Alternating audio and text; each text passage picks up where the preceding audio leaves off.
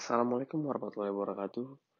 Kami dari bab 9 tentang pemeliharaan perdamaian dalam kerangka PBB yang beranggotakan saya Muhammad Angga Rantis, Octavian Dono, dan Sadra Tri Agreni.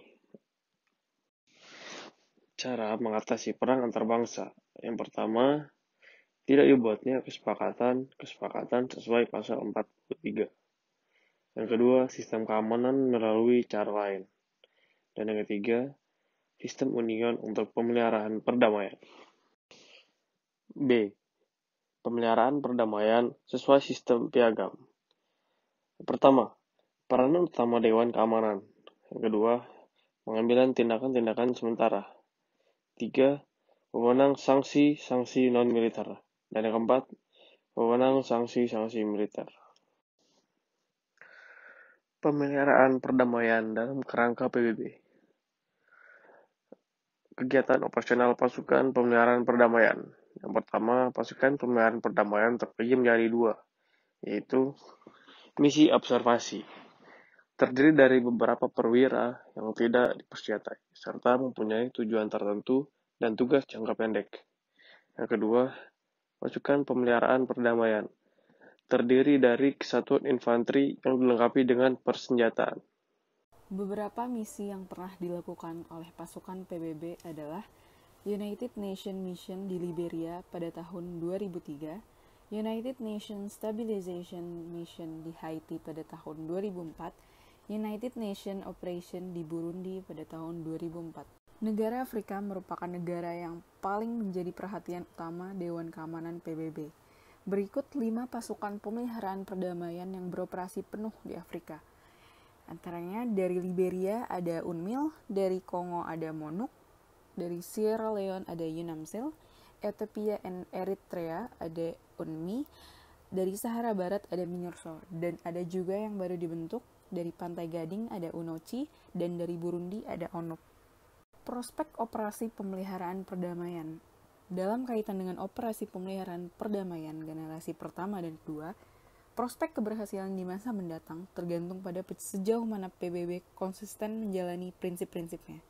Prinsip-prinsip termaksud meliputi penghormatan terhadap kedaulatan negara dan integritas wilayah, non-intervensi terhadap masalah dalam negeri, tidak menggunakan kekerasan senjata kecuali untuk membela diri, dan prinsip tidak memihak pada salah satu pihak yang bertikai.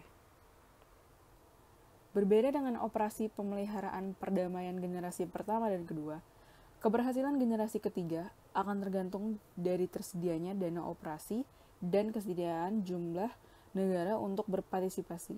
Dalam hal kesediaan sebuah negara berpartisipasi dalam operasi pemerintahan perdamaian akan sangat bergantung pada kepentingan nasional masing-masing negara. Suatu perkembangan yang cukup memprihatinkan adalah pembentukan apa yang dinamakan Coalition of the Willing, yaitu kumpulan negara-negara tertentu yang bersedia untuk bergabung dengan koalisi.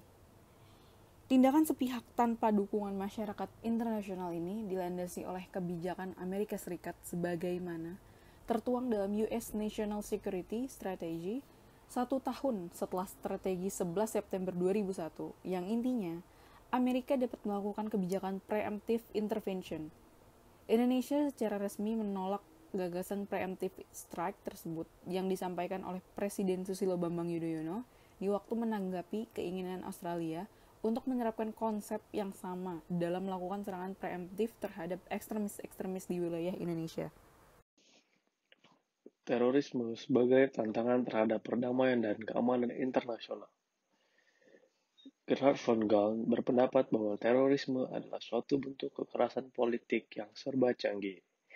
Tindakan kekerasan tersebut bukan dilakukan secara sembarangan atau tanpa tujuan. Ia merupakan suatu strategi dan alat bagi mereka yang menolak norma-norma dan nilai-nilai yang berlaku di mana saja di permukaan bumi. Bagi Ingrid Deter, terorisme internasional menyangkut penggunaan atau ancaman kekuatan sewaktu-waktu terhadap seseorang atau sejumlah orang untuk memperoleh sasaran politik tertentu yang mempunyai kaitan internasional di pihak ketiga.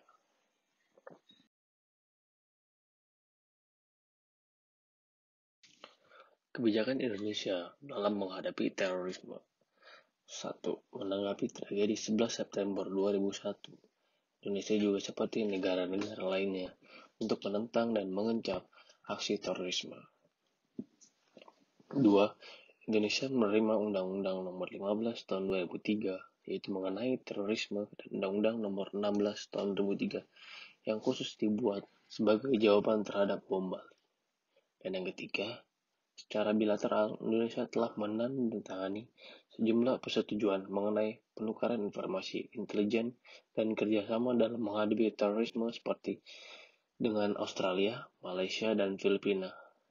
Yang keempat, dalam menangani kasus aksi terorisme, Indonesia selalu berupaya sebaik mungkin untuk menghindarkan agar perang melawan terorisme mengakibatkan dampak negatif terhadap pelaksanaan